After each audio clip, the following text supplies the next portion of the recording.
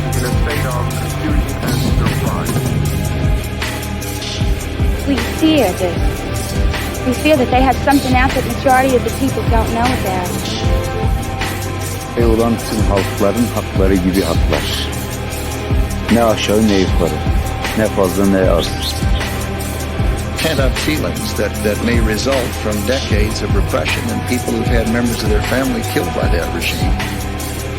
A lot of killers. Get a lot of killers. Why you think our country's so innocent? But I won't attack it because someone sicks me on. I don't let anybody use me to fight their battles.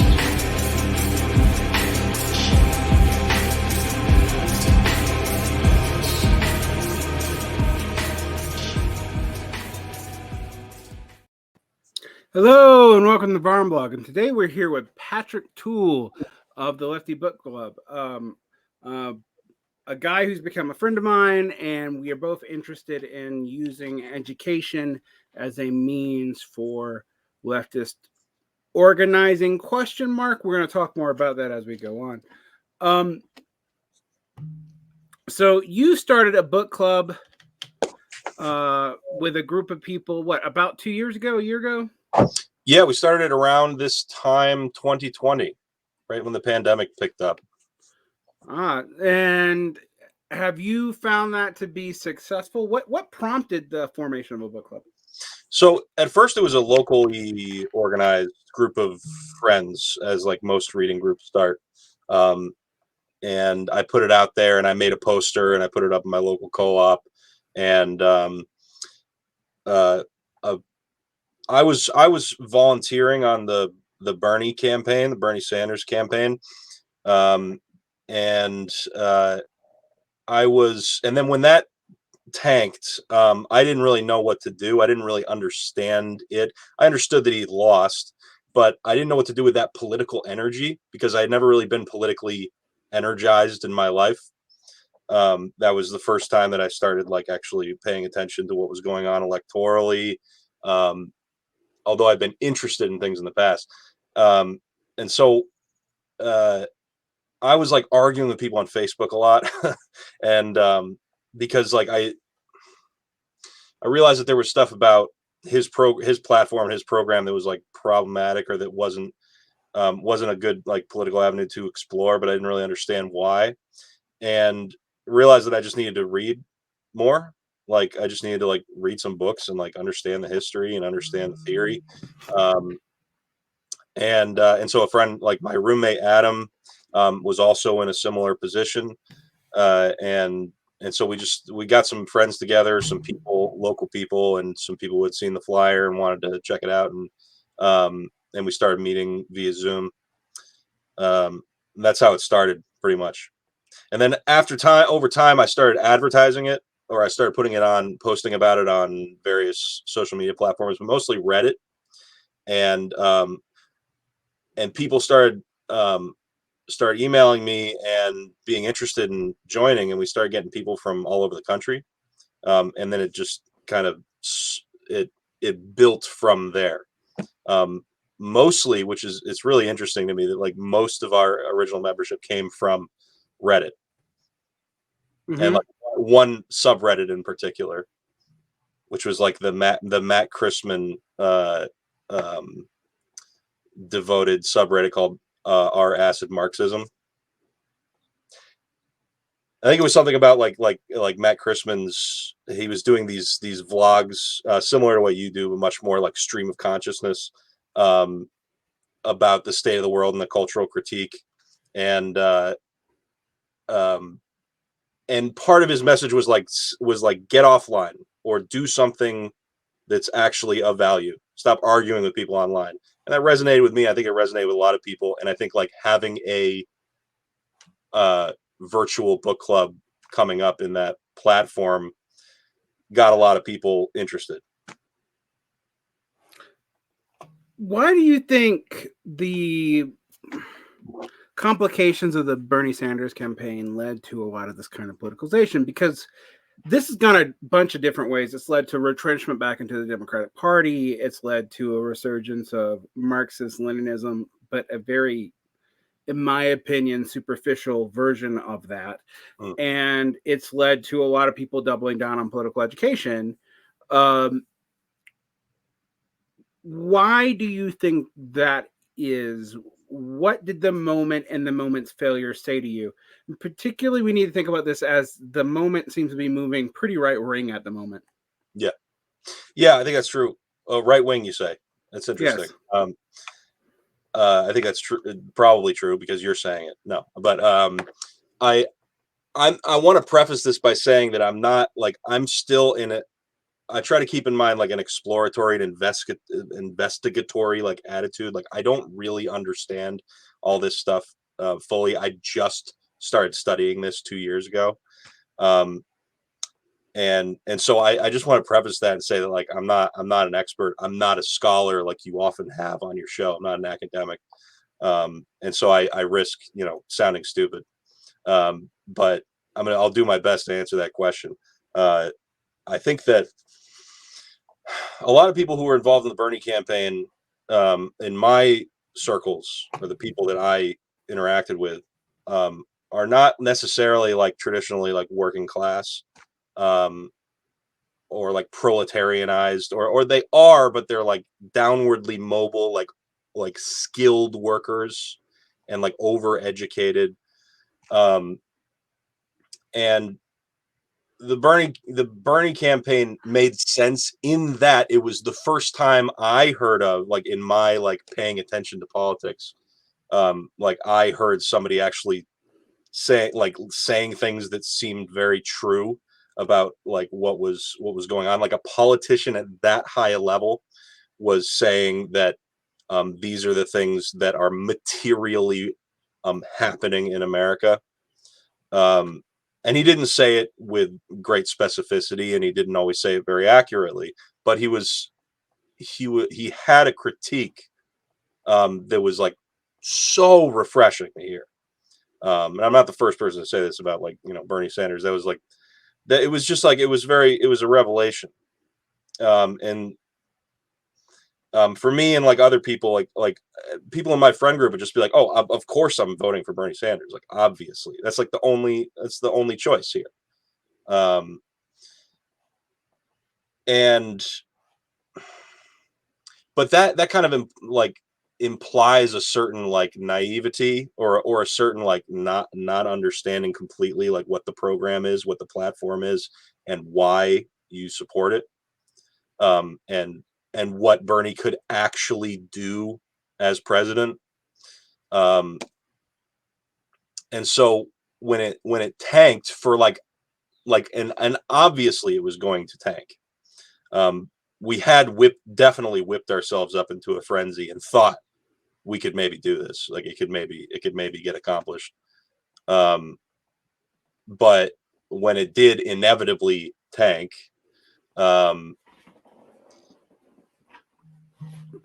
you're left with like you're left with a lack of understanding. You're left with like a confusion, and so, or at least I was. And so the options I think do become like radicalize further,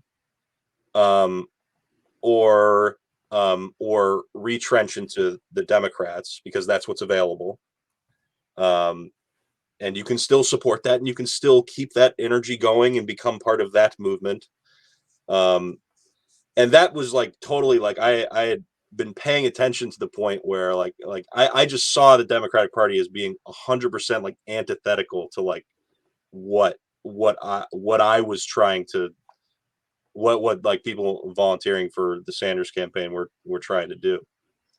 And it just didn't, like, that was not an option anymore. So for me, I did go the route of like radicalize further, and I became very annoying. It was very like became a Marxist instantly without having any like understanding of it. Until I started actually reading it and actually like studying it and discussing it, and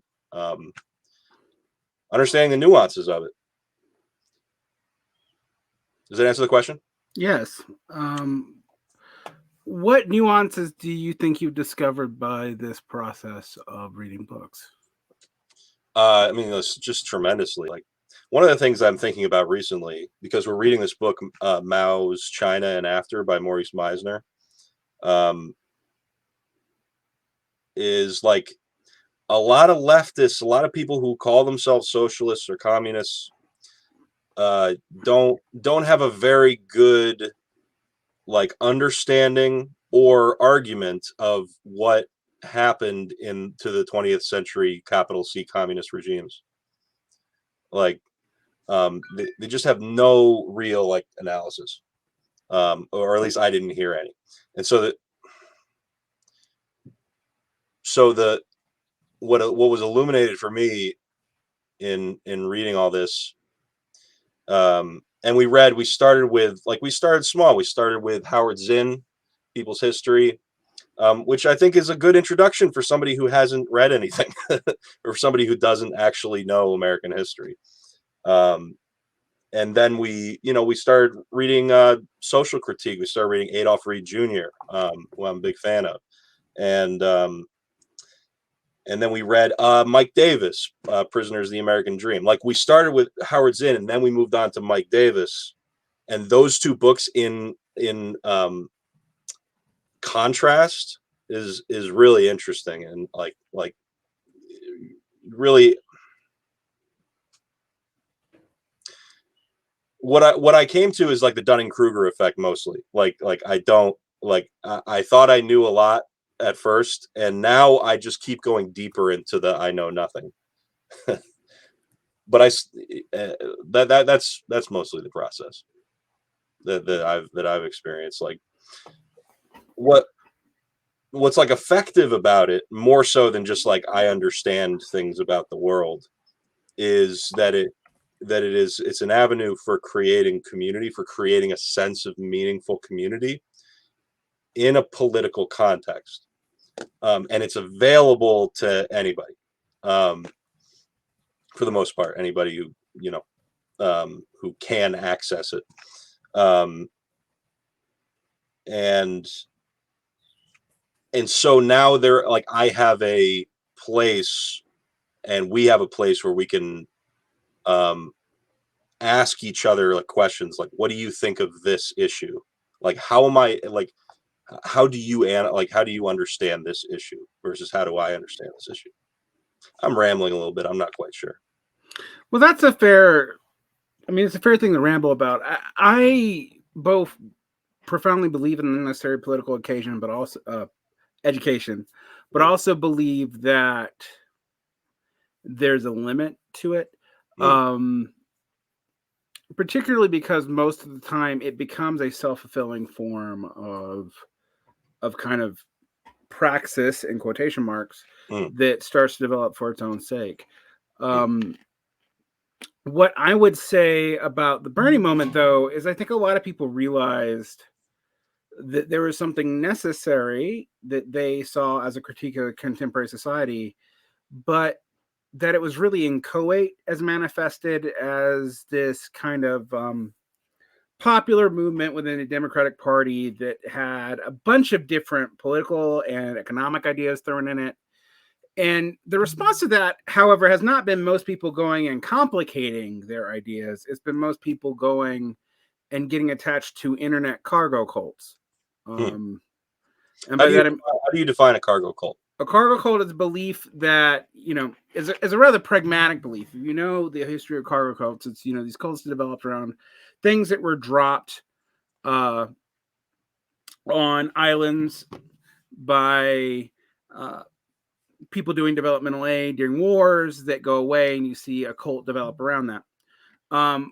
So when I say an internet cargo cult, I mean basically kind of people who find ideas that they barely understand.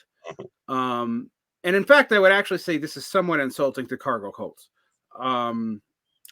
That they then try to replicate as an answer to the current problem without understanding that it led to the current problem and that they probably cannot replicate it in current conditions anyway. So, like, let's say you're really, really into the Bolshevik Revolution. Okay, fine. And maybe Lenin gives you some answers to some things that you believe. But if you're in America, or if you're in any modern society, you're not in a society that's in a transition to bourgeoisification with a absolutist monarch and a bunch of serfs who've just been released very recently, a massive peasantry, and an ungovernable mega landmass with no real primary means of communication. You can't replicate that. Right. You also cannot replicate the specific conditions of World War II with great powers using Lenin to undermine the Tsar, and the fact that in this one case, his revolutionary defeatist strategy was correct only because while Germany helped him, defeat the Tsar, and thus the Tsar lost the war, the German powers also lost. In most cases, you don't have it where both competing sides lose like that. And I say that because I'm not saying there's nothing to be learned there about strategy, about any of that. In fact, I kind of get tired of people making totally moralistic arguments about Lenin. But I do think it pretending that you can just replicate that because it's just not believable. And so what I saw in response to Bernie Sanders was a lot of people picking something like that. If it's not Lenin, it's FDR, it's somebody I even respect like Eugene Debs. I think there's more to be learned from Eugene Debs in the American context, but even that has strong limits. And those people also led us here. As part of the left, like in a chain of causation that led us to the current condition, those people are part of that chain of causation. So even if you could completely replicate what they did, which you can't, you would still have to answer for, well, where did a screw up happen other than some arbitrary change in leadership, which is what most people will try to attribute it to, that led to the current conditions. And so I think you see this when people discuss like China. I often get accused by some people being very pro, like Sinophilic or very pro China, and being very anti China because I have criticisms of the CPC, and I will say that I don't think the CPC is meaningfully non-capitalist yet, even though I don't question its leadership's sincerity in trying to become so. Really? I mean, people believe all sorts of things. I take them at their face value.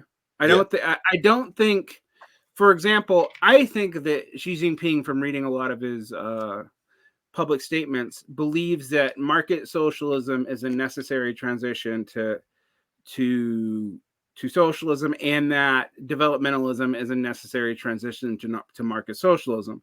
I was struck by that reading recently some of his recent Politburo statements while reading this Meisner book on China, and realizing they're still using that language. They're using the language of Marxism. They are, and that's different than certain other societies. I mean, like the Democratic People's Republic of North Korea, which I hate its name in English because in Korean the name is actually much clearer. It's it would translate to the People's Republic of Chosun, which is a different historical antecedent country, which is the Joseon dynasty, as opposed to South Korea, which is the Republic of the Han, which is a reference to the Great Han Empire, which a different Han than the Chinese Han. Totally confusing. But the point here is that so references to Marxism, Marxist-Leninism have largely been like downplayed and for Judaism, and I've never had anyone really define me what that is, and I can read Korean. Which is not to also say insult the DPRK, because the DPRK has attempted socialism on some meaningful grounds and also has done some pretty questionable things from any socialist perspective.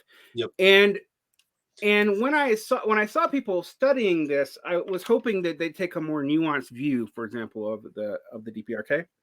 And what I instead got was just an inversion of the anti-communist narrative, which was this uncritical, supporting of of Judaism by people who barely even take time to define it, or like even talk about like the removal of Marxism as a phrase in a lot of the constitutional documents, etc., and so forth. What I see online a lot and on Reddit, like I don't know who the fuck runs. Can I swear?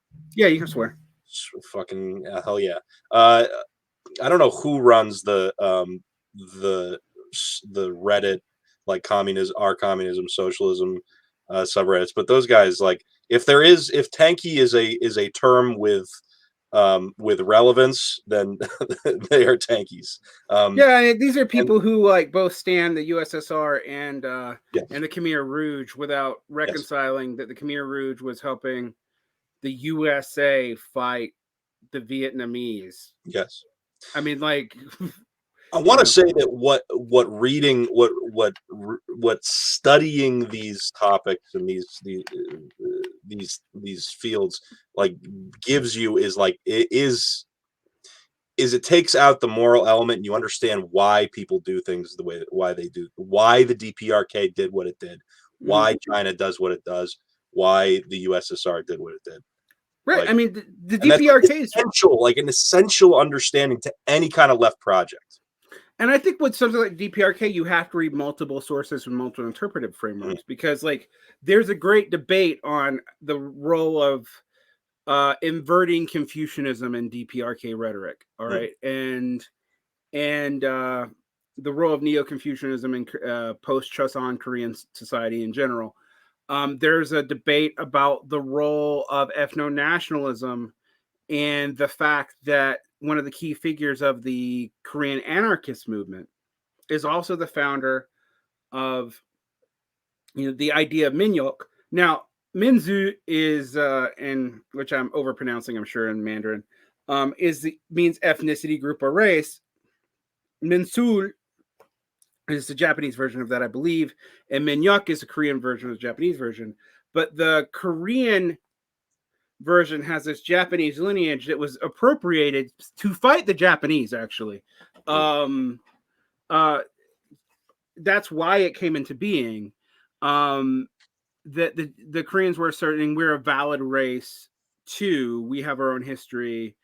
And you had this Korean anarchist kind of invent this idea of blood race Koreanism that was in response to Japanese theories about Koreans as their primitive selves. The Japanese at this time often acknowledged that the Korean and the Japanese were culturally and linguistically and biologically related directly. I mean, all people are biologically related, but by that I mean like the settlers who settled Japan were from a Korean society, and I say from a Korean society because there were multiple societies in the continent that I'm in the little peninsula that we call Korea now. But this was injected, and it's key to both the North and the South conception of Koreanness. And what it innovates in, unfortunately, is incorporating a blood race idea to Asian ethnicity that was not really there beforehand. And it's projected in rhetoric in both ROK and the DPRK into like historical documents where it wasn't used. So Minyuk is not a word that was commonly used before the 20th century in Korea. Until the battle with the Japanese, even though it has origins earlier and has a clear relationship to like the concept of ethnic nationalism in China, the Sun Yat-sen's Suwa, I can't say it in Mandarin. My Mandarin's really bad, but Suwa Minzu, the Chinese people, as opposed to the Hua or the Han people, or what Han Chinese nationalism. All right. Yeah. This is all very complicated, yeah. But the point is, these are the ideas. These are the ideas in the ground that exist for material reasons. By that I mean material reasons of war, occupation, relationships to other countries in the area, the beginnings of Asian nationalism, and Asian nationalism develops quite late compared to European nationalism. Kind of like Eastern European nationalism develops kind of late, and thus it's still around and still kind of messing things up right now. Similarly in Asia. And so there's no easy way to talk about this because most people don't have the historical context. And you give them a pro or anti-Korean text, and they don't have the historical context or local context to contextualize it and read it against itself. Yeah. Because a lot of the times the facts in these pro or anti-Korean books are correct, but the interpretive framework is coloring those facts strongly without the context of how these interpretive frameworks developed. And the same is true for when you're studying China, for when you're studying the USSR, for when you're studying anything. Correct. Yeah. And I think this limits, our ability to understand what's useful from these prior revolutions, Yeah. etc. Like for example, can you replicate an anti-colonial kind of pro-patriotic revolutionary fervor in the imperial core and it not be strange, particularly because some of the same tendencies that you see in say the development of fascism, you can see in these appropriations of national liberation movement rhetoric when it's reappropriated by groups in the imperial core. Okay, and again, even that language, I'm using imperial core. Like what makes it the core?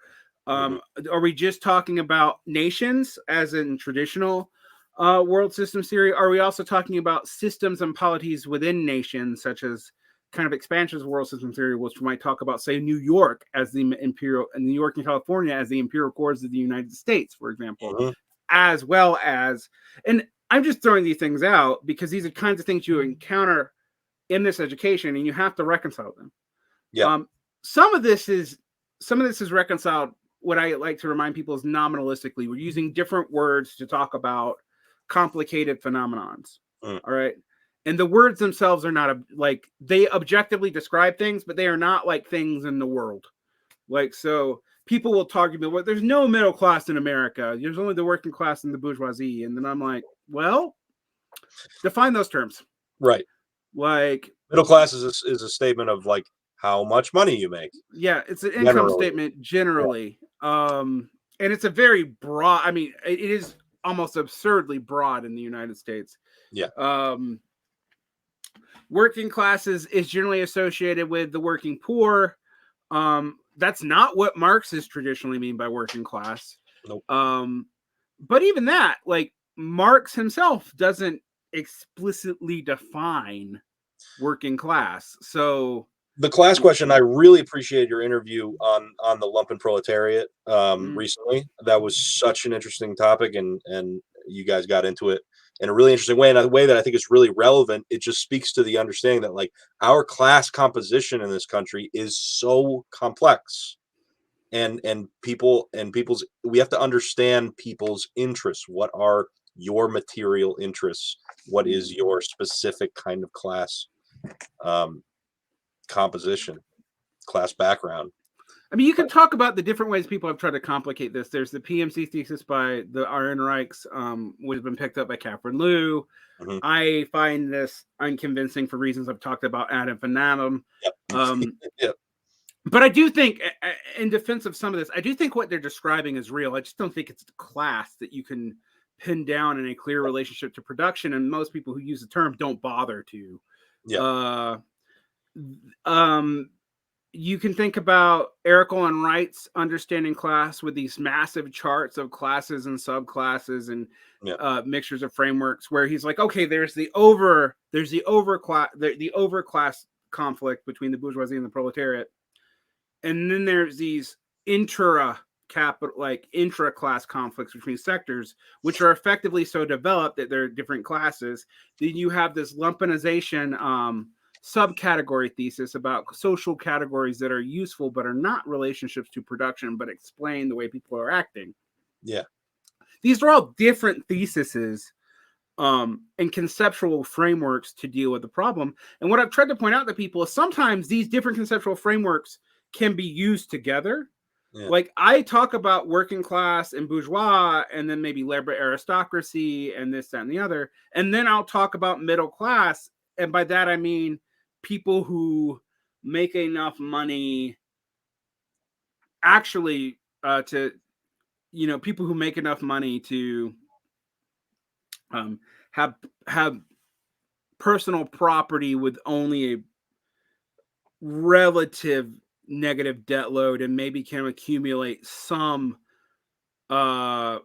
nominal wealth through personal property, usually home ownership, actually. But do not have productive property capacity. And I might talk about professionals some of whom are petite bourgeoisie, some of whom have licensed credential captured by the state and are kind of labor aristocracy, some of whom are rentiers. I mean, so the moment you start complicating this, you can see we're talking about something way more complicated than what Marx is talking about. But what I've discovered from work like Clive Burrow and even someone like Michael Heinrich is that even in Marx, these categories were never completely pinned down and worked out, and they evolve. Clive Burrow makes a really good argument that Marx's understanding of what lumpen meant was constantly evolving to the point where there was really two different categories of lumpen. And that lumpen would include most of what we consider the working class. In the second, what he called the honest category of lumpen, are people who are denied stable labor and productive labor. So that they're in non-productive sectors that are also unstable, like service workers, seasonal workers, gig workers, etc. So is this all to say that like this like the project of trying to like, because this is a project of like the LBC is a project of like cooperative education. Like no, there's no expert present. Like we're all learning together, and thus we're like kind of the blind leading the blind. And you said something earlier, which is that that this kind of educational project can end up being an end in and of itself, right? Like like the idea of praxis is that, oh, we are doing praxis because we're learning together. And yeah, I'm curious about that, and if you might want to expand upon that. Well, I mean, it's very similar to what David Graeber claimed about Occupy. That the Occupy itself was the goal, as a kind of embryo seed of an alternative society, in a prefigurative context, blah blah blah, which I have always found to be somewhat ridiculous, frankly. But that goal in and of itself, right? Yeah. But I do think prefiguration is somewhat important in that the opposite approach is often taken by Marxists, and I myself used to take it, where you would say, well, you can't prefigure anything because you have no idea what society is going to come when you start making these changes. All you can do is figure out, like a kind of via negativa, to use theological language approach to anti-capitalism.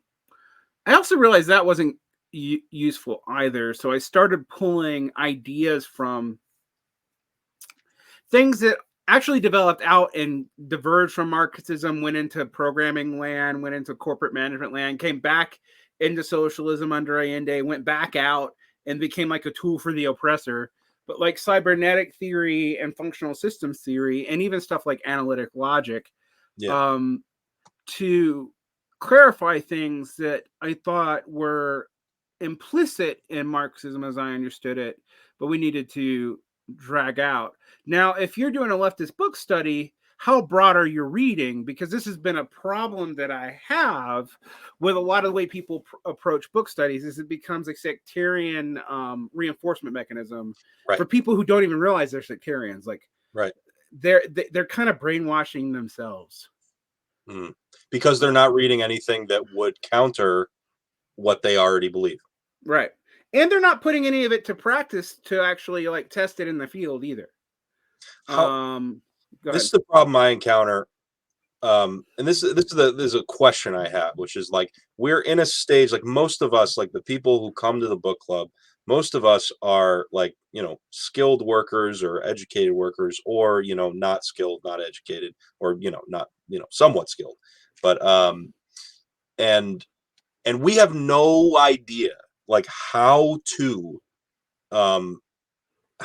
build a movement in a place where we're not like in unions. We don't have the opportunity to join a union. We have the opportunity to create a union, and all the political parties don't seem to be or like, you know, that's a question too, is like, is our political parties worth are the current existing political parties, even the third parties, like worth engaging in? And so like it's kind of an explore, like it's like we're trying to like understand this together, and at the same time like build these connections that could be useful in the future, could be useful for some kind of organizing. Well, on one hand, radical revolutionary groups actually tend to start in educational formations. That's both right and left wing, actually. Like, Yeah. you know, and there's a reason why the Trots and even some of the Stalinists that you know have this weird attachment to newspapers, is because newspapers were the primary organization in educational, particularly illegal newspapers, were the primary organization educational means for expatriate Russians to develop their thoughts, mostly expatriately, because no one was reading the Russian press in Germany or Sweden or wherever. And that can become a habitus that maintains long after that technology, that, you know, the educational technology is no longer relevant. Right. But we have to also know that, like, Iskra and Communist, you know, are these newspapers and journals that the Bolsheviks did and the Bolshevik factions did not have the revolution because they were doing the educational work. I mean, they also existed in a very particular context, a context you can't entirely control. And when it comes to union stuff, people always come to me and they ask me, like, I can't join a union, what can I do? And I'm like, well, don't ask me to help you with union stuff when you can't be in a union. Maybe you can do a 10-inch union if there's one in your area. Maybe you can start thinking about how you contribute it to social unionizing, which is something that's been largely abandoned in the U.S. since Taft-Hartley. But more and more, I'm thinking that's something I can engage in, like you know, union for the unemployed or for the precariously employed, right. Whatever that means, or whatever, like, I don't know what kind of benefits a union like that in today's world could provide for people. These are all questions. I mean, the problem that you often get is a lot of the forms that currently exist are easily NGOized and take that route for reasons of expedience, and then are captured by the legal and institutional and monetary requirements of the NGO world. You also have these kind of harebrained schemes that involve like trying to out Machiavelli parties that are much larger and much more. I mean, you know, the Ackerman plan, for all of its benefits, and people who have heard me say, like, if you were going to form an electoral Marxist party in the United States, since Taft-Hartley has kind of foregone the traditional way of labor and socialist parties forming, which is a coalition of labor unions and a political body. That's their origins in most cases. It's not the origins in Russia for reasons of the unions being illegal. But the unions were even illegal in Germany, like, for example. But the SPD's origins are literally a merger of a collective unionization movement and some weird radical groups, various radical groups coming together, you know, in the 19th or 20th century. And parties in that sense, however, are not parties like they are in America. So I did a Pop the Left on this, probably right before the Bertie election, so before you were even probably involved in this stuff, where I talked about parliamentary parties as coalitions of elected officials that had no public identification. That's the origins of the Whigs and the Tories, or what became the Liberal Party and the Conservative Party in the UK. Mass-based congressional parties in the U.S., which is the second earliest forms of parties. But again, they were parties formed by factions within Congress, and then people identified with them after the fact. and then mass-based parties, which are like the communist and socialist parties and the fascist party, actually, in Europe, which emerged from coalitions of groups before they came into electoral office. So, for example, the Democrats and Republicans are developments of shifts in congressional representation that are realigned various times, actually, in the United States. But they don't have an origin. They're not organic. They weren't mass movements that turned into parties. What they were was something like the parliamentary parties in England and in France. But unlike in England and France, they expanded membership to people who were not elected officials who had enfranchisement. But let's also take in consideration enfranchisement was a small portion of even the white population early on. So, these are not mass-based political parties. The first mass-based political party that we can really think of is the SPD. I guess one of the interesting things about reading Marx, though, is Marx doesn't talk in terms of parties because parties to him are something different. The International is his model. And you only see talk of, and the Communist League, which was like a quasi-sectarian formation. That's the word they use, not just using like modern post-Hal Draper 70s language, right? Is their model before that, these kind of secret revolutionary groups. Then you have the Internationals, which are mass-based coalitions of different things. I mean, the Internationals, unions, nationalist movements, these revolutionary groups, all kinds of stuff is in the International, right? Yeah. There's Blanquists, there's Proudhonists, there's a bunch of proto-labor unionists and what would become like the Fabian Socialists in the UK. The UK socialist movement was at the time actually, probably the most developed outside of France. So you have all these coming together, right? So one thing I try to tell people is when we talk about parties, we're not talking about the same thing even when you talk about bourgeois and proletarian parties, like they mean something different in the US context than they meant in the European context at the beginning of the 20th century. And like, for example, to be a Republican and Democrat requires nothing. No. Like, not even it's just something you can declare for ease of voting. Yeah. It's even hard to get off their. Yeah. I get so many texts, man. Me too. I get texts from both sides. I remember any of these people.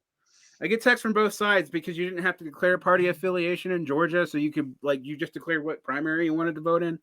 And that I get Donald Trump emails because they're funny, but I don't get any Republican texts or emails. Oh, I get tons. From all of them. And this is from when I was technically a member of I think the Reform Party. Oh boy. Yeah, back in the day. I mean, this is a fun time. Donald Trump round one, if people don't remember that, around 2000. Donald Trump versus Pat Buchanan, which was kind of funny because Trump was calling Pat Buchanan too hardline and racist, and they adopted most of his platform later. But all this story is to say that it doesn't mean much, right? So I've been registered, I think most of my life as an independent, but I get voter roll obnoxious stuff from both parties. Yeah. Just because I signed up to vote in a primary once. It means something different in these other contexts. It means something entirely different in these European contexts. To be a member of the SPD, while it wasn't super hard to be in, it wasn't easy either. You had to give something up and you had to contribute something to the party. When you read what the debates were between Martov and Lenin about what it took to be a party member of the Bolsheviks, at this time of the Social Democrats, because it's right before the Russian Social Democratic Party, but before the Bolshevik-Menshevik split. Both sides have membership barriers that we would consider onerous. Definitely more than the DSA asked for. It's not just pay. It was paying dues, contributing something, and being an active party, like a professional revolutionary cadre member, versus paying dues are contributing in general and contributing to the general social welfare of the working class in some broader sense. This debate was the first real split, and even Lenin admits it's not that big of a deal. Ultimately, it's kind of technical, but both sides of that's way more than we asked to even be in the DSA, much less to be in the Democrats or the Republicans. Yeah. So we're not talking about the same thing. No. Right. And so without not just theory, I mean, one thing to look up in book groups, you read theory, but you also read history. Yeah. Because I think theory, often read by itself, even like classical communist theory, like Marx, Lenin, etc., is misleading without the historical context for which that theory emerged. Yes, and we always start every book with some kind of history lesson. What is the context in which they are writing this? Now, you and I have talked a little bit about this, and this is something that's into my current obsession with reskilling. Mhm. We've talked privately, and this is not to call any of your members out, about how to work in more extensive and intensive literacy as part of this program, because we're realizing that even educated people have atrophied senses of critical reading skills and the ability to read lots of text. Yeah. Because of the media environment in which we're in, which I probably contribute by doing this fucking podcast. But this is why I don't do a book theory podcast, because I don't want people taking my interpretation of a book and using that as a substitute for reading it. I want interviews with authors, and then people should go and engage with the primary text because of what they get from the authors. But even that, like, I'm sometimes worried that it's a substitute for actually engaging with the text. So, but it's also a supplemental, right? Like, my theory is that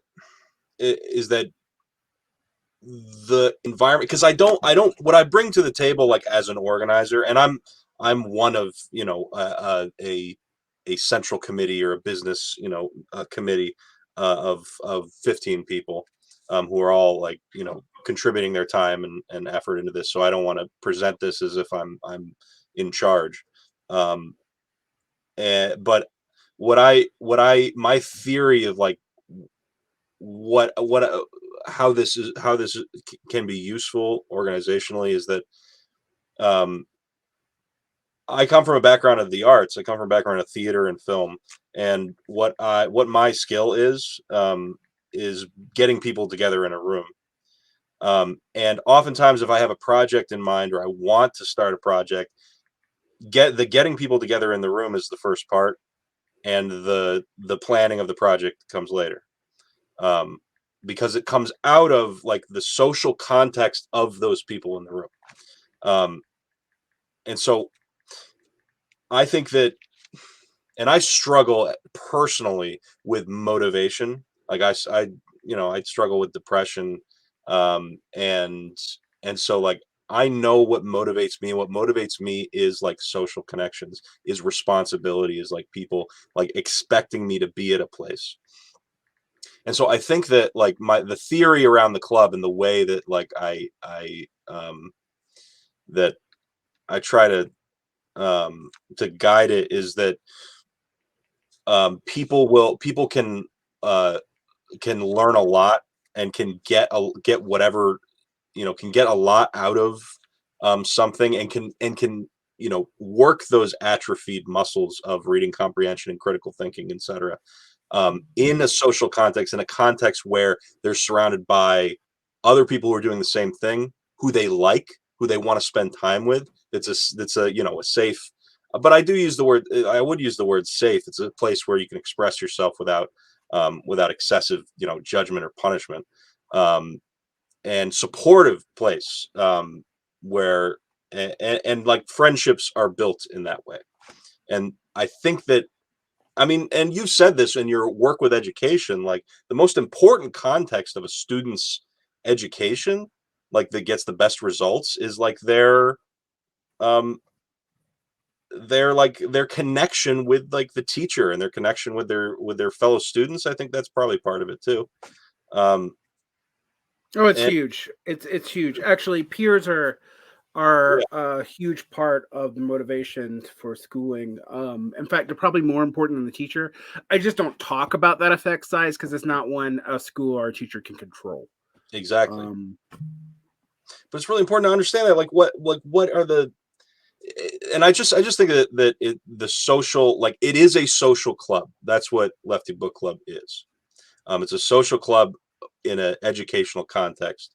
Um, and that's socializing, and that, like, friendship building, and getting to know each other is like a really important part of just like the motivation to read through dense history and theory. Like, it's not something that comes easily to many people in my age group, at least. yeah, no, it doesn't even come easily to me, and I read something like 100 books a year. Although, admittedly, 40 of them are comic books, and like 20 of them are books of poetry. So, like, don't be super impressed; those are easier to read. Well, Um, then just say that 40 less than the number you threw out. well, I do still think they're reading. Yeah, Uh, One thing though that I have noticed is the predominance of escapist media amongst people who feel increasingly alienated. yeah. Um, Because what else uh, are you gonna do, man? That's right. like the question. Like, I don't blame my friends who are apolitical, for never Me coming either. for not coming to the club or staying apolitical. Because what good does it do, Well, right? I mean, and yet also one thing I've hated though is socialist, actually, not the apoliticized, the depoliticized, or the apolitical in general, but socialists trying to cater to this. Like my favorite example is the is the genre of article that we call, which Jacobin is notorious for, but we also sometimes see it in the Nation. This is okay or this is bad, but it would be better if it was socialister. Mm, Like, um, Game of Thrones is bad, but if it imagined a socialist future, or a way out of medieval tyranny and medieval capitalist, what? Like, are the common thing now is like this X movie is great, but imagine what it would be with socialist film. And it's like that doesn't convince anyone. It doesn't actually promote a new way of being. It's just trying to pick up easy talking points from essentially capitalist media. yeah. um it, and this is where I do push back on people, where I'm like, look, I do think there's elite arts. I also think one of the things you see about former socialist nations is elite arts are not captured Yeah. by the upper classes in the same way. Yeah. Common Look at people the enjoy Soviet them. film. Look at the Soviet film, Yeah. you know? Oh yeah. I mean, like, yeah, there's Soviet film that's trash too. Like, we don't watch a lot of it, admittedly, because it is trash. But There's some good but post-Soviet films too. You ever seen Brat? yes. Brat is amazing. But there's so many amazing films. I mean, the most obvious one is Tarkovsky, but even like good Soviet horror movies and stuff that are hard for us to watch, Mm. because they do not fit our expectations of action, of immediate payoff, of escapism. They're just not about that. That's not what they're doing. Yep. Um, uh, and you see this a lot. I mean, Chinese film can be similar, actually. Mm. There's a lot of Chinese film that's just blatant propaganda, but there's also a lot of really good Chinese film, even from like the Cultural Revolution period. I've never seen anything. Have to And recommend. so there's that. There's also the fact that, for example, I have this, people know that while Derek is not a Maoist, he has this real soft spot for the Cultural Revolution because of the equalization of classes, et cetera, and so forth. And you do start seeing appreciation of like different elements of high culture among peasants during this time period. The Dong Because Han interview was like really, really interesting. Like how highly he regarded the Great Leap Forward and the Cultural Revolution. yeah, I am not as convinced by his arguments about all of the Great Leap Forward because some of them are I figured. semantic. Yeah, I figured. I'd love to have him come talk to us if he's available. Read For his book. after we finish Mao's China, maybe, and read some of his book. I would read The Unknown Cultural Revolution because it's really what it does is it recenters things on lower class workers and particularly people in the countryside, which are often left out of narratives about China, even by pro-Chinese authors post the Deng period, because I actually somewhat agreed with Rebecca Carl on this. Post the Deng period, you see a resurgence of the urban elite in China. One that some might argue has not totally gone away even now. So there's all this stuff to process and consider, right? What I like about your book club and what I want people to think about is it's the opposite of being politicized by memes and Twitter.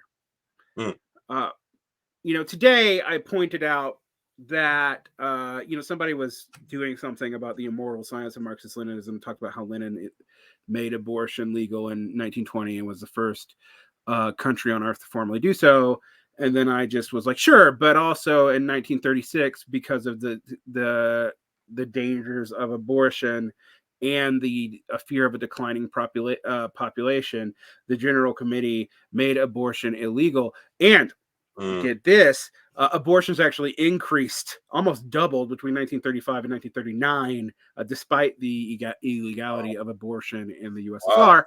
And it was re-legalized in 1961, so you can't say it was just a temporary effect of war, but it wasn't a political question in the way it is in the United States either. So I bring this to point out that you can't go to these other societies and just cherry pick something some factoid from Wikipedia that you didn't even read the whole paragraph about, because I checked. If you read the whole paragraph on Wikipedia about this, you can get it even from that.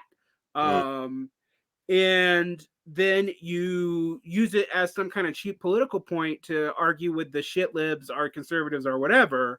Or your uncle on Facebook. But completely decontextualized. Or let's say you're an anti-Stalinist and you throw out 1936, but don't talk about why. What was the logic behind that? I don't think my point. And then let's say you do that, but you don't point out that it was an objective policy failure. Yes. So let's say you're really a adroit Stalinist and you're like, or Marxist Leninist. I'll call them by what they like to be called. No, they don't believe Stalinism is a thing. Right. Yeah, sure. Yeah. That's why they're the same thing as Maoists, who are also, Stalinist, or what our Bolsheviks are. There aren't other kinds of Leninists either. Sure. Okay. Yeah. But let's say let's just give them their thing. No one called themselves a Stalinist. All right. That's all. That's historically, well, not totally, but mostly historically true. It doesn't really matter. So let's say, although weirdly they get ticky about anti-revisionism only when Stalin dies and the Soviet Union repudiates them, and then they ignore the implicit critiques of Stalinism, of Stalin's policy, not Stalinism because people don't like that word, in Mao's own work, even while he's defending anti-revisionism. I don't know, maybe it's more complicated than simple binaries like that, right? But my point here is, you might even see anti-Stalinists go after Marxist-Leninists about, well, you guys were reactionary and totally made abortion illegal, and then got but they didn't have safe abortions yet. That's part of the problem. A lot of Soviet women were dying, which is not to justify the policy. Like I said, it was also an objective policy failure. So all these things are just to say, we can't talk about history in binary moral terms, and yet social media encourages that. It does. And also, in the case of the U.S. and Western Europe, 50 years of anti-communism and the spasmodic reaction to it encourages it as well. But unfortunately, a lot of people react to that by just inverting it. Well, what the anti-communists say was bad faith. Therefore, whatever anyone else says must be good faith. Yes. What? Yeah, I tend to fight all the time And I think you've had an influence on me, and you know, I got along much better with with people who are like, you know, kind of uncritically pro Cuban regime and pro, um, you know, current day China and so forth, and like, um, before I started listening to your stuff. So good job. But yeah, it's we all have these biases. We all have these like these reactions, and it just providing having a social context in which to talk them out, like where if you say something and somebody disagrees, they can just say I disagree, and like and you know, it doesn't, it's not a Facebook argument. It's not Yeah. it's not a fight that's happening publicly. It's a discussion that's happening amongst friends, you know. Well, I will tell you about the difference in my I audiences. use the word friends. Sorry, I use the word friends loosely. I mean, you know, comrades, but that has associations too. But Yeah. in I, good faith, if people having discussions in good faith. well, yeah, even that's kind of questionable though. Shit. But but my point is though, people who listen to my show where we talk and dialogue, and the reason I do dialogic podcasts for a reason. I also do you know, Sage on the Stage style podcast, but what I don't do is streams anymore, because streams actually replicate a lot of the problems with social media in general. Indeed. Um but what I will say, unless the stream is just to ask an author questions as mediated by me. Yeah. But one thing I will say about the difference in my social media audiences is people who know me from Twitter probably think I'm insane. People who know me from Facebook think I'm the most depressing person in the world. Like, that is the general consensus of me on Facebook. Like, you just always find the problems in everything we say, and it feels like the logical implication is everything is helpless and we can't do anything. And sometimes, yeah, the logical implication is you've invested too much in something that I think the evidence is at this point is objectively useless, and is Yep. more, it's become more about your identity Yes. than doing anything.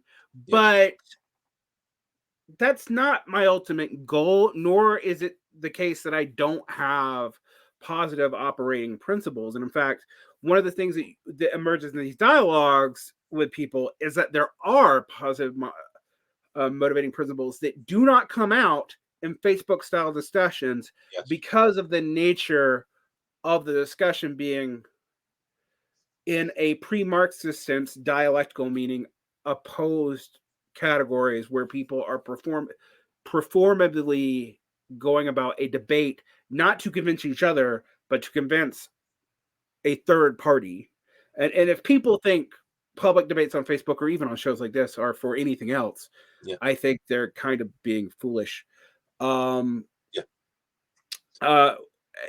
I don't agree to debates unless I agree with like what I consider roughly 60% of my opponents saying is Yeah. true. It's drama in a lot of ways too. Like I watch debates, but it's just for entertainment. I'm not really getting any information out of it, or any like educational value. It's just fun to watch two people fight with Yeah, I words. mean, that dopamine hit's fun, and even I'm addicted to it. I don't like watching debates, because I'm usually sitting there in the sideline going, "Why did you make this argument? The argument was dumb." Like, Yeah. or you just conceded that or even, why are you arguing this person when you could be arguing with someone who was like way smarter and actually a better representation of the but that's because I also have a thing as a debater, I should learn something from the debate, and if I don't, it was a waste of everybody's time. No. So like, I've debated like 3 people, most of them are MMTers, and people who know me and my critiques of MMT, I share like 60% of a worldview with them.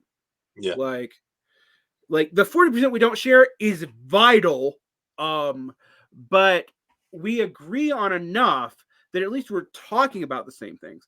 Like, I've seen Ben Burgess talk to conservatives, and I'm like, even when you're agreeing, you don't actually agree to anything, because you're You were people are speaking using different floating languages. signifiers. Yeah. And the floating signifiers read differently to completely different audiences, and you're not really acknowledging this. And Ben's my friend, and I know what he means. Like, I like Ben. I like Ben a lot. This is not me shitting on Ben, but But this is the practice. Or I watch like some socialist or Marxist YouTuber go after Destiny. I'm like, why? Why bother? Like, what are you going to learn from that? Right. Like, a dialogue with Destiny, sure. Where you lay out your opposition honestly, you don't like facilely agree, sure. Yeah. A dialogue, like I'll interview conservatives, and I have on the channel. I've interviewed people whose politics, frankly, I didn't even know, but that I profoundly disagree with. The one thing I won't do, though, and this is to your good faith thing, is I won't argue with people who I think hold a position that has another position hidden within it. Like, if I think they actually have a different political set than what they're proclaiming to the public, I will not argue with them, because I'm just like, I think you're just like, I don't know that any set of definitions we could agree on would not be weaponized in a way. So all that said, this is me rambling, but education has a lot of the same problems. Yeah. Like, what do we mean by working class? What do we mean by lumpen? I until the Clyde Barrow thing and his research on that, I kind of rejected the category too, because I thought that it was incoherent. There's a non-relational production. There's no singular class origin to it. It sounds really moralistic at times. But when I read a systemic analysis of the rest of the mentions, I don't know that Marx and Engels had a theory of the lumpen that was coherent, but I do think the categories to make a coherent theory of lumpenization exists.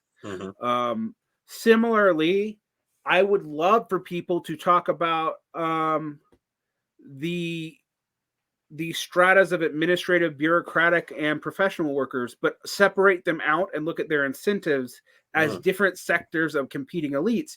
And so far, to be honest, the only people who have done that have been right-wingers, are centrist, are center-rightist, like Michael Lind or Peter Turchin, or and that's usually for an argument to do away with government or government well, not in the case of Michael Lind, but in the case of Michael Lind, it's more for a case of like a conservative reshoring industrial project. But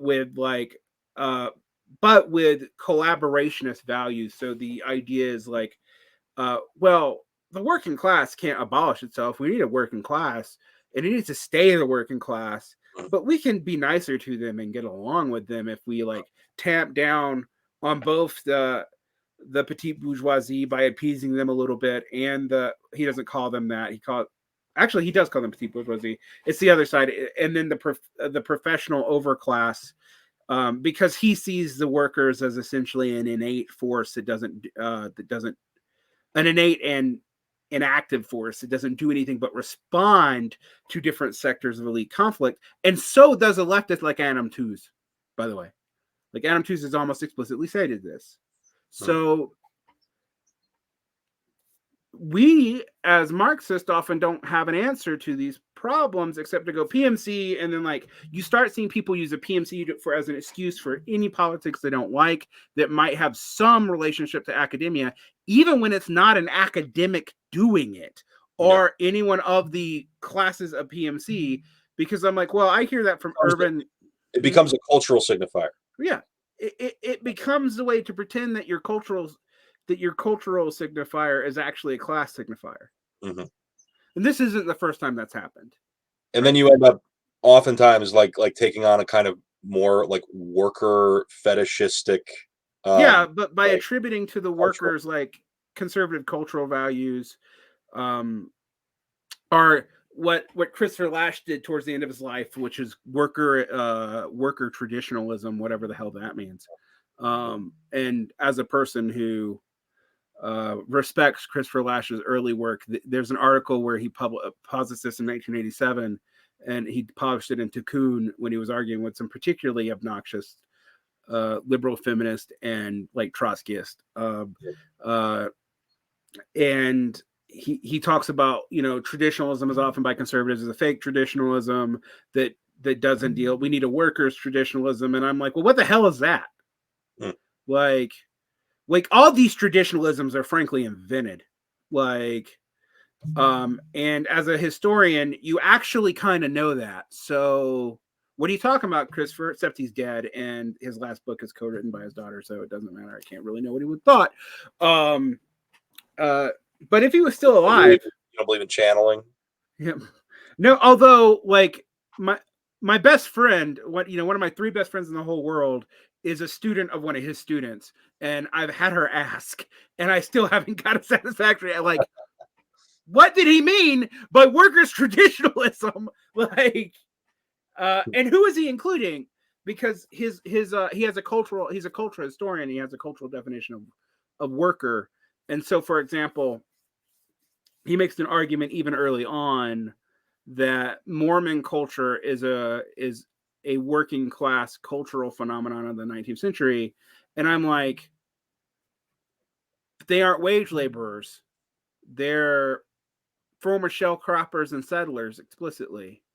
Like, what do you mean by working class? Did you just mean people who do labor? Like, not people who, like, so slaves would be working class, and like peasants would be working class, because that must be what you mean with that brought up, you know.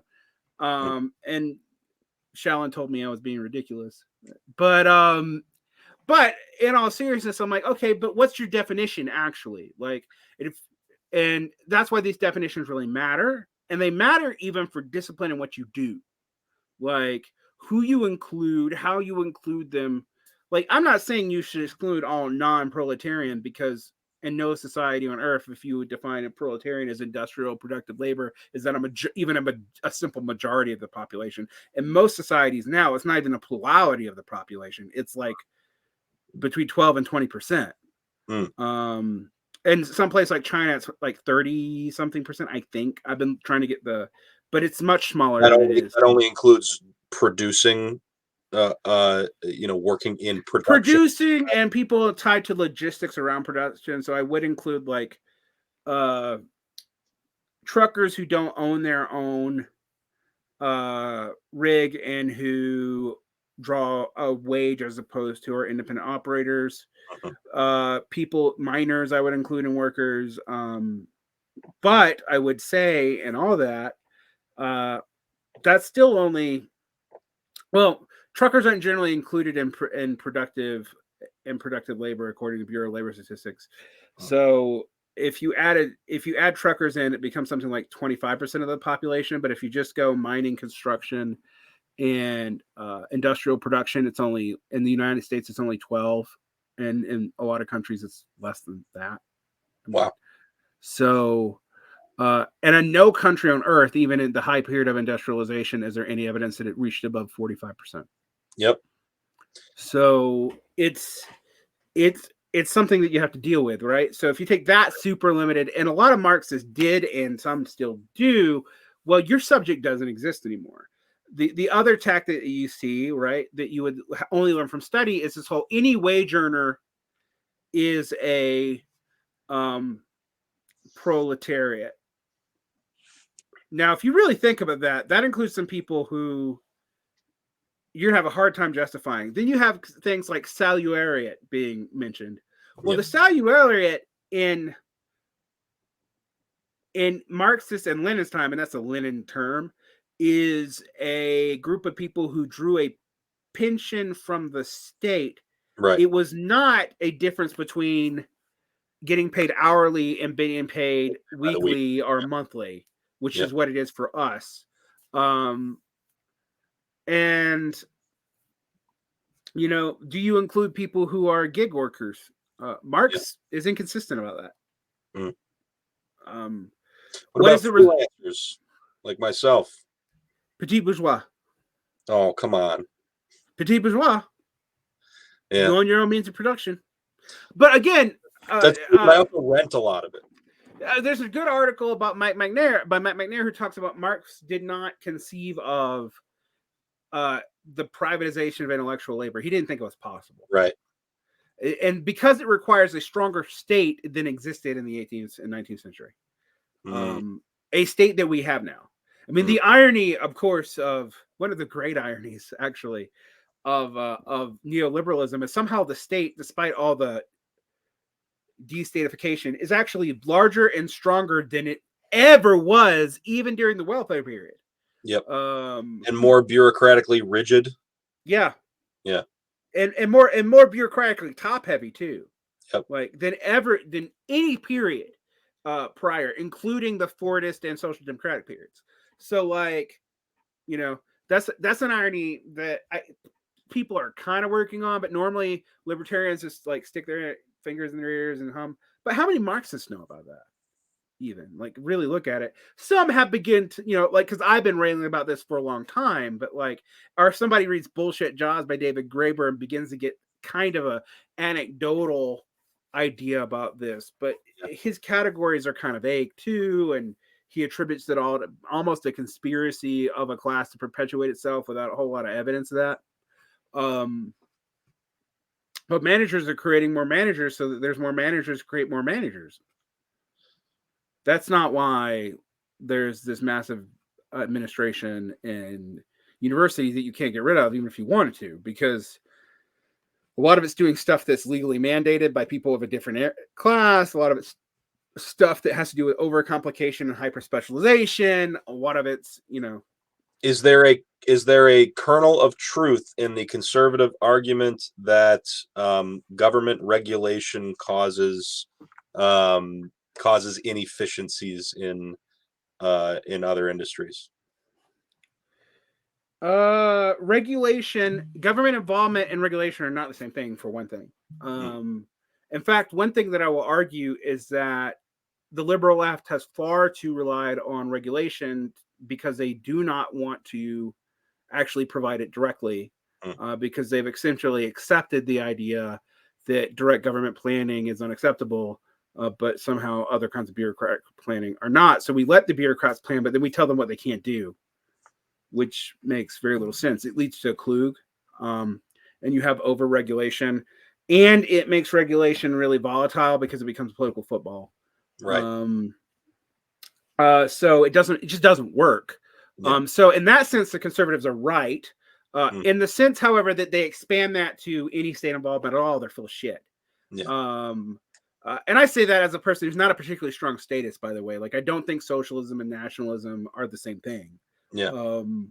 Socialization. Well, and I think people miss this. If socialism and nationalism are the same thing, then socialization and nationalization also are not the same thing. Right. Even if sometimes nationalization, according to Engels and Marx, would be a way to socialization, but only maybe, so we've never actually gotten past that, actually. So I have to go in a little bit. We actually have a meeting tonight. Last thing you like to talk about, then I'll let you set the topic before you go. Cool. So the like, we've talked about a lot of stuff, and what keeps coming to my mind is, but Varn, not most people don't have time or to read all this shit. And not every one person can get all this material into their brains. Absolutely not. And you're right. And thus, I want to say just a little bit about what the way that we how this organization operates. So let's talk about that. So do you have multiple book clubs doing different things, for example? We do. We have 4 reading groups, all reading different books, and all managed by the people who attend them. So there is an organizing committee that meets once a month, and any member can be a part of that committee, and that kind of governs the overall thrust of the project, what we spend money on, etc. We don't have much money and we don't spend much money. We have a donation system wherein people can donate if they want to, and if they have the cash via You also PayPal. don't have like ideological checks unless people act really, really obnoxious. No, we have none. We have none. And people acting obnoxious usually gets dealt with in an unofficial like Yeah, like social pressure, yeah, not direct banning. Yeah, yeah, so positive peer pressure is actually really fucking useful. Like, yeah. It's like I mean we all do it. right. But I think leftist organizations should probably like navigate a lot of their conflicts more that way than the Yeah. other way. Um, Yeah, you know, what I've come to over the last couple of years is that excessive planning or excessive detailing of what meetings should be, how meetings should be run, or like what the program is not very helpful. And it's more helpful to let the organization, like to create the structure for the organization to grow and for people to be able to have freedom within that organization to get what they want out of it, get what they need out of it. So for instance, every club is managed by its own like cluster of members, usually like 8 to 10 to mm. 12 people. We've had as many as 20 in a single meeting before, and I hope to get back there again. But that was in the Marx group during the peak of people being indoors. Um, and so now usually there's an average of like 8 people at any given meeting, and they choose what book they're going to do next. So people bring in proposals. Once the book they're reading is complete, people bring in proposals, and it's voted on by that committee. As a side note, as an educational practice, just me going into my day job, that's Yeah, actually more effective than over programming. So, like when I design a unit for students, unless there's some state reason or that I have a limitation on what I have to teach because there's some content goal I have to do, I figure out the skills goals and say, this is what we're gonna do, this is where you learn. yeah, Here's a selection of text, or even pick your own to approach this, yeah, and then you have to also teach me after I've directly instructed you. Now, this is a little different than reading group. yeah, On the key concepts that we are using the text you picked for. yeah, yeah, So it is not total democracy, but yeah, it is stakeholders need to buy in. And by the way, political people, you got to do this too. mm, Like if people don't have a buy-in to your political program, they don't give a shit. right, Like if it's like you want a perfect democratic program, but you planned every plank before you have mass involvement. What does that yeah. mean? It means nothing. Like And I learned how to organize this, or I learned these lessons from teaching as well. Like I taught film for a number of years, and I've taught in different places, theater and film, and that's what I came to it when I first became a teacher. I overly planned everything, me and too.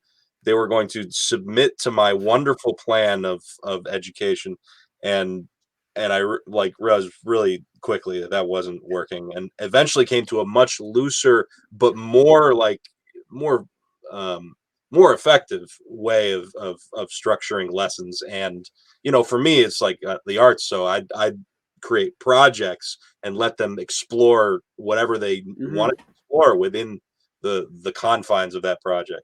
We do that too in my classroom. But in general, I have an operational principle is that leadership is a function. It's absolutely necessary, um, but it should belong to the person who's best suited to do it at a given time. And you have to create a culture that incentivizes the right people to do it, and it can't be permanent.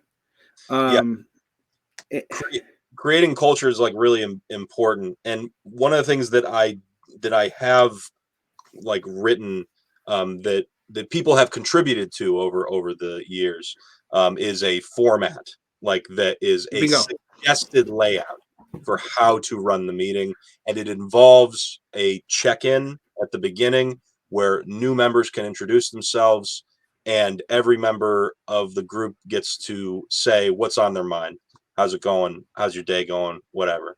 Um, and then at the end, there's a reinforcement of like this is something I learned from theater, like reinforce something from the meeting, the rehearsal, the whatever that is positive that you want to to leave the space on a positive note. And when everybody gets that opportunity to do it, at first it may seem a little corny or a little strange to people, but now there would absolutely be a mutiny if we didn't do that. I think, well, maybe not, maybe I'm wrong, but I certainly like it. And like, it gives people the opportunity to like say, boy, Jory, I really appreciated what you said, about that. That got me thinking about something totally different. Well, organization is a weapon, but it is not micromanaging. And I want people to understand that. And I think it's clear at a classroom context, right? Like, I give kids all this choice. But when I design lessons online, it's the same design. Yeah. You're going to find the same place where, like, this is what we're covering. This is a video lesson. This is what I need you to do with it. All right. And the same in my classroom. Like, we do this at the beginning, this in the middle, this at this point, this at this point, and this at the end. But there's almost infinite input in where that goes, as long as it is within the container and the structure we set up. And I think people need to actually adopt that more in how they organize these things. As the last note, this is what I mean by systemization. A checklist is often as effective as a bureaucrat. Not always, but often. And these kinds of things can be automated. When we say automated, they think I mean like have a machine do it. No, it's just we have a structure. You do this structure, then we can do whatever in the context of the structure. Yep. We have the safety in the organization that we've set up and the freedom within the organization to respond in real time to whatever. Yep. Like, and we do it mutually with the leadership moving to who's best facilitated at the time. But, like ultimately there is a leader. And an ideal collaborative space between peers, not in a classroom environment, the leader would be functional. Right. We have a chair of each group that is a volunteer from the group. Right. And well, volunteers are great. They volunteer for, and then somebody else steps in. Yeah, and something larger than an educational thing, you need people who have certain skills, but they also should be recallable in an instant, actually, not in some special format, once a year or whatever, by popular vote if they fail. I mean, like this, or if there's some other thing, or if there's skills, and it's not that they should be like shamed and, I mean, there's a slight shaming whenever you lose a position like that, but like, it shouldn't be in addition to that. The punishment is you couldn't do the job. You're not meritocratically fit for it. Meritocracy doesn't really exist, but we shouldn't be encouraging like arbitrary leadership either. And this is not just a principle for me in education, but also of socialism. And with that, I'm going to let you go. Cool. Thank you for coming on today. I'm going to include links to your club. So people who are interested, look in the show notes. I cooperate with you guys all the time. I've done a couple things with you. Yeah, and the interview that you came in and we did on State and Revolution is on our YouTube channel now. Yeah. The audio. Yep. And I'm one of the times where you brought in an expert. No, and that's a huge part of it that I'm going to say briefly. We've had Adolph Reed on. We had Joel Wainwright, Climate Leviathan, and people get a lot out of that. People get a lot out of meeting authors and meeting experts and getting to ask them questions and talk about it. I think that's also really useful. It's also a draw. It's a draw for new members. So, but it's crucial that you do it at the end after people have tried to wrestle with the text before. Yes. Because if I came in the beginning, you just listened to what I said about State Revolution and took it as gospel, and you shouldn't do that. Right. Like, anyway, go run your meeting because you got another one to run. Have a great day. Thank you for coming on, Patrick. I will enjoy the meeting, but thank you. Thanks for having me on. All right. Let's go out with the cool close.